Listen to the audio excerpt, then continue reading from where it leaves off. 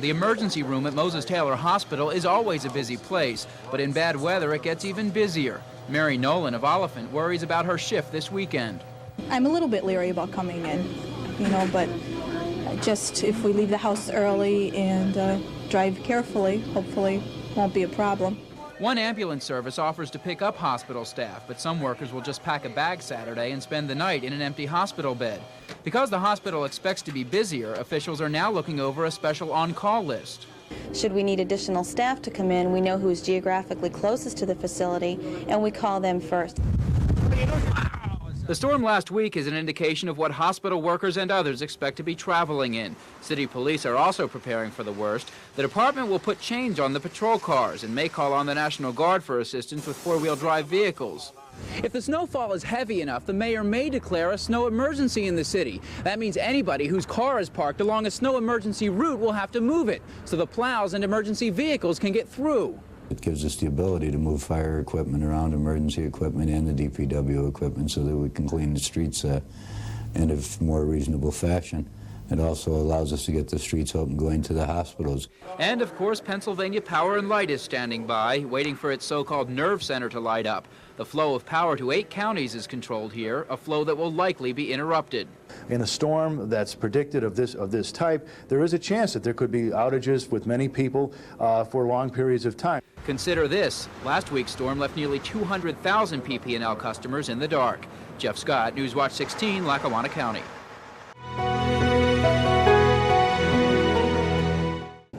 Take a drive up the Cross Valley Expressway or Interstate 81.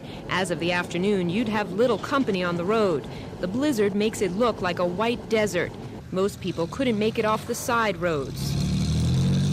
We did find plenty of activity here at the Dunmore State Police Barracks, where everyone seems to call when they have questions about the roads. Well, the road conditions are bad in the whole area, ma'am. We're advising not to travel if you don't have to. If they have to travel, take extra clothing, extra blankets, and emergency equipment, flares, that sort of thing. They say this isn't the kind of storm to go out in unprepared. In fact, most people haven't been out at all. Public Square in Wilkes-Barre didn't look anything like it usually does on a Saturday. It looked like a ghost town. And the public buses in Luzerne County sat in a long line at the terminal. They were pulled off the road early in the day. Buses were on the road in Dunmore for a few more hours, but they were empty. The driver of this bus not surprised at all. Roads are treacherous, and there are a lot of people sliding around. Most banks closed for the day as well. If you tried the drive-through, here's what you found. And while the mailmen made their rounds in most places, many of them returned with large piles, undelivered because so many businesses weren't open to receive any. Most of the people that are out and about are no further than their driveways or front lawns. There are always those who enjoy playing in a storm and walking through it just to see how much snow there really is. I'm out looking around, and there wasn't a snowstorm in a long time, and I like walking around in it. I want to see how they live in Siberia.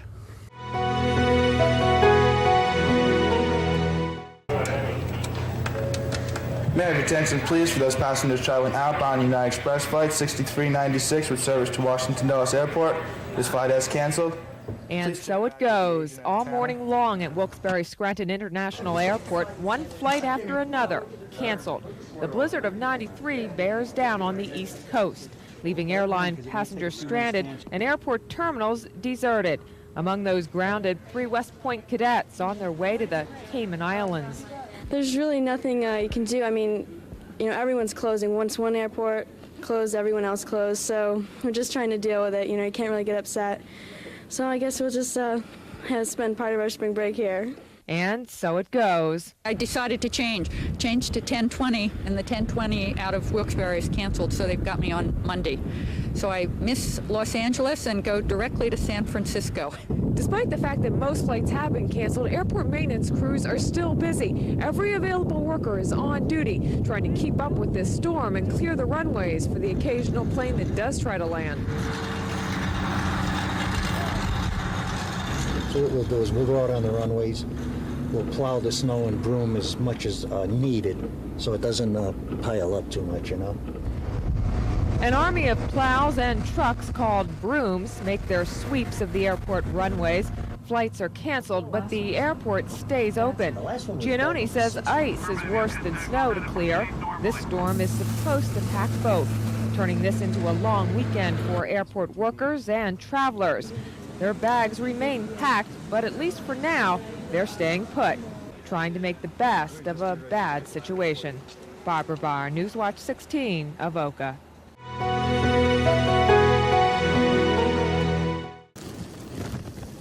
The cars make their way slowly here in Wilkes-Barre's public square.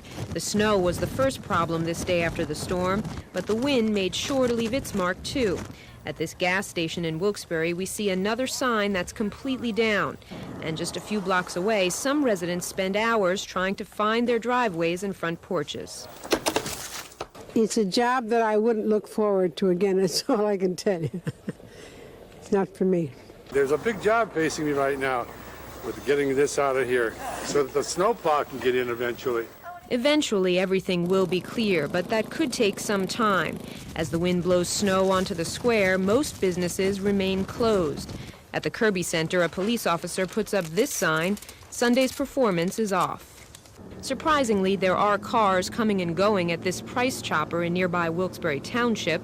It's one of the few supermarkets in the area that stayed open and for the most part fully stocked throughout the storm. On this day, only the donuts and muffins are in short supply. Here in Wilkes-Barre, as in most places, the big problem was these snowdrifts and buildup from plows. This is what shut people in for most of the day. Everyone took a little longer to get out, and some people never made it out of town. I was pretty much stuck. I was over a friend of mine's house in Edwardsville, and we couldn't get back at all. We were totally stuck. So many here decide to make the best of it, getting around every way they know how, a few enjoying not going anywhere at all. Just came down Northampton Street Hill on a little sled. It was great. So now we're going to go play tackle football in the snow. Stacy Sager, Newswatch 16, Wilkes-Barre.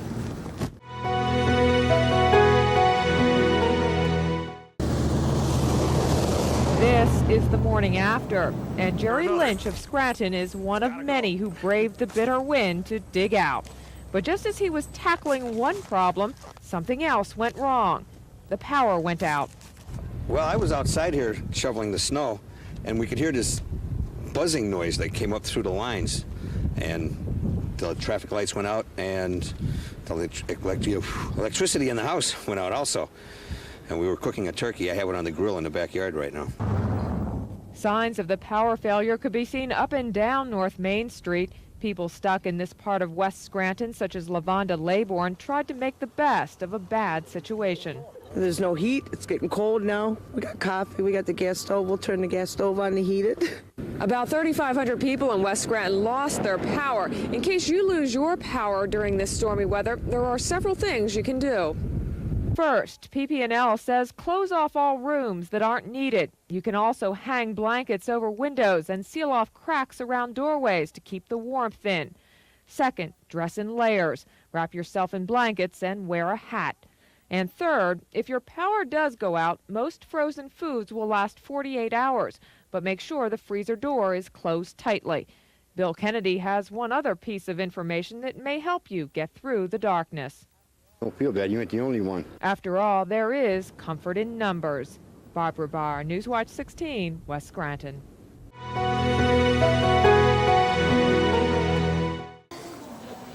Never had to shovel out a car before. You didn't have? I've never had to shovel one out before. But shovel they did. Scranton neighbors out first thing in the morning to dig out from the worst storm many of them have ever seen. A lot easier than doing it later this afternoon when the sun comes out and it gets heavier. The sun's going to come out and start melting it and making it wet and heavy. One of the problems with digging your car out on a street like this is once you dig the snow off the car and put it back on the street, the snow plows come along and pack it back in. So to get your car out and keep it out, it not only takes a lot of muscle power, it also takes a lot of ingenuity. Well, there's nowhere to put the snow, so I have to shovel it and put it alongside of the building so they don't plow me back in again after I get it shoveled. Floyd Thurston has come up with a sled removal system.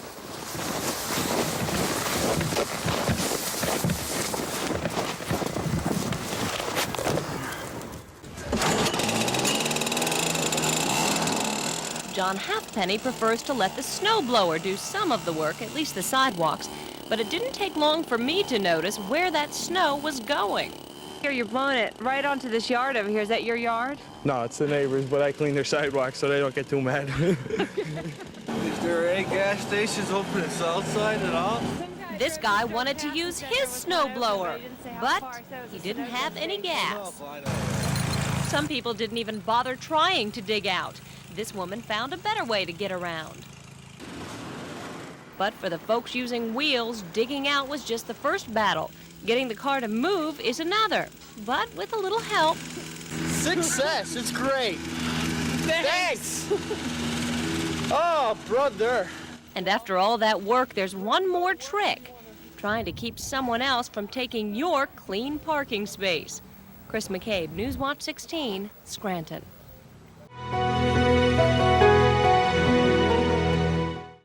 Moving a mountain of snow isn't easy for this heavy machinery. It groans against the tons of white stuff which is everywhere. Township crews spent most of their morning just trying to reach the Washington Park housing development near Tunkhannock. 70 families were trapped. It's really rough, yeah. It's not made for snow, really, in a way, but we got to do something to get them out of here. We got to, well, 3 bulldozers are working now. This may give you an idea of just how big some of these drifts are. Now, I stand about 6'1" or so. Take a look at the size of this monster. Even a 4-wheel drive vehicle got bogged down in the mess.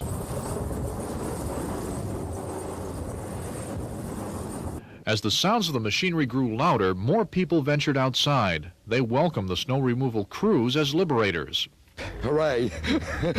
To escape, to get out. Thank God.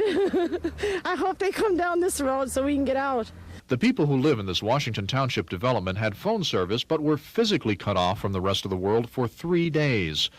Some feared a fire could be disastrous because of the icy wall between them and the rest of Wyoming County. It's very scary to be down here stranded for 3 days and, know that you can't get out of here. And if anything happened to anybody, nobody could get in. Well, I haven't seen snow like this since I was in high school, end of 59 and 60 in there. We had snow like this, but we had bigger drifts too because it snowed all the time. Others were just amazed at the force of the storm and the mark it left behind. I love it. I love the snow. I haven't seen a good storm like this since about 72. You're looking forward to the next one then? Why not? You get snow around here once in a while like this, and it's great. Some people don't want to go through this kind of stress again. They may ask Washington Township officials to put some snow fencing near their development. It won't solve the problem, but if there's another blizzard, the barriers may cut down on the size of the snowdrifts, which held them hostage for 3 days. Bob Reynolds, Newswatch 16, Wyoming County.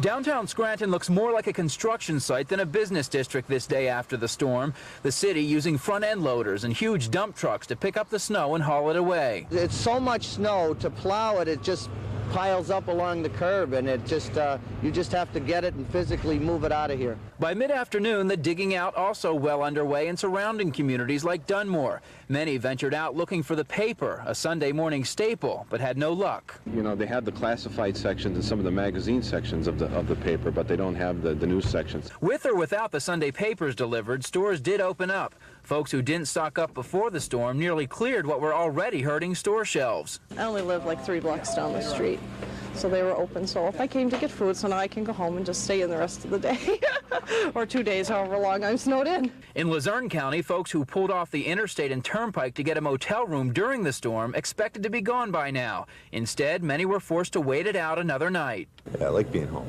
I miss the family. I miss the kids. I mean, right now I'd probably be outside throwing the kids in the snow and stuff, having a ball. Back in Scranton, the snow taken from downtown is now piling up at a ball field on the south side. The city hopes taking it away from the downtown will help in what will certainly be a difficult Monday morning for those heading back to work. I think we'll have downtown cleaned up and we'll have the main thoroughfares cleaned up, but it's going to be hard because people are, their cars are snowed in.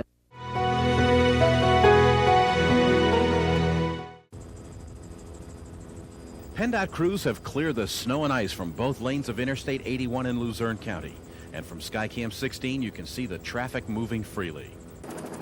At the Wilkes-Barre Scranton Airport, the main runways are also clear, but crews still have at least a day's work ahead of them, plowing parking lots and terminals and getting rid of a mountain of snow left behind. This huge snowplow helps get the job done while creating a mini blizzard itself as it cuts through the wall of snow.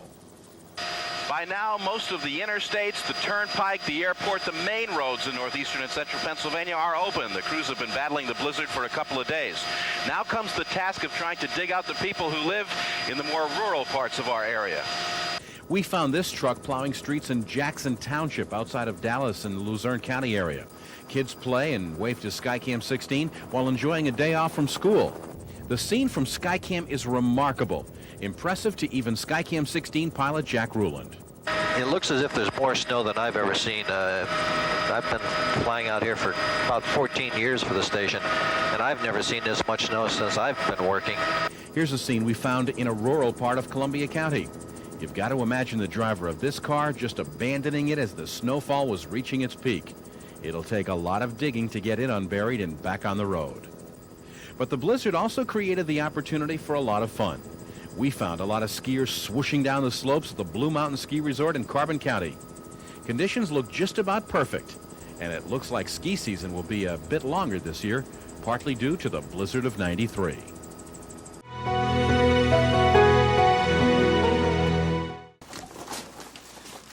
Frank Padula has only been in farming 7 years, and he's about to show us the mess the blizzard of '93 left behind. The roof of a section of his barn in Salem Township apparently couldn't take the weight of the snow, which was whipped up by high winds. Yeah, it snapped in one big crash. It just came right down. Frank Padula was inside the barn when the roof caved in. He wasn't hurt. But with the twisted wreckage still creaking, Padula risked his life to save his cows. That's my livelihood. That's how I make a living.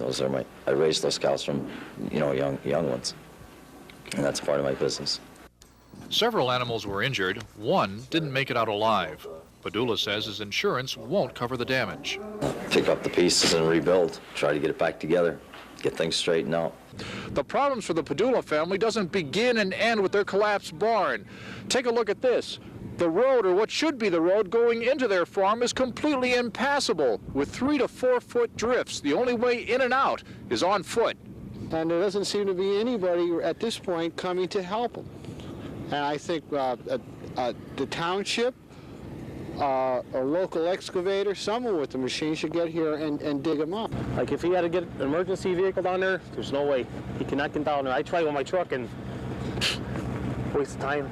Well, I walked down there. I'm 4 months pregnant. We walked down there and he had to pull me out of a bunch of snow piles. But yeah, it's hard. Frank Padula says he can keep milking his cows and storing the milk for several more days. He hopes to have someone help him clear the tons of snow from his driveway, though. That's the only way tanker trucks can haul his product to market. If he has to throw the milk out, it'll be just another blow, courtesy of the blizzard of '93. Bob Reynolds, Newswatch 16, Wayne County.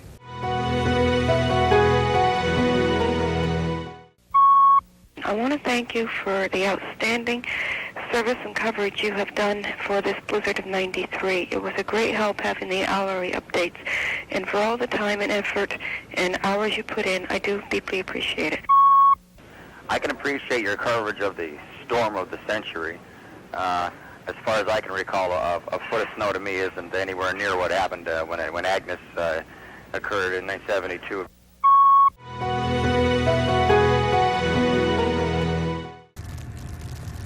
I suppose it's been a good 10 years at least since we've seen snow like this. Snow deep enough to get lost in if you don't watch yourself.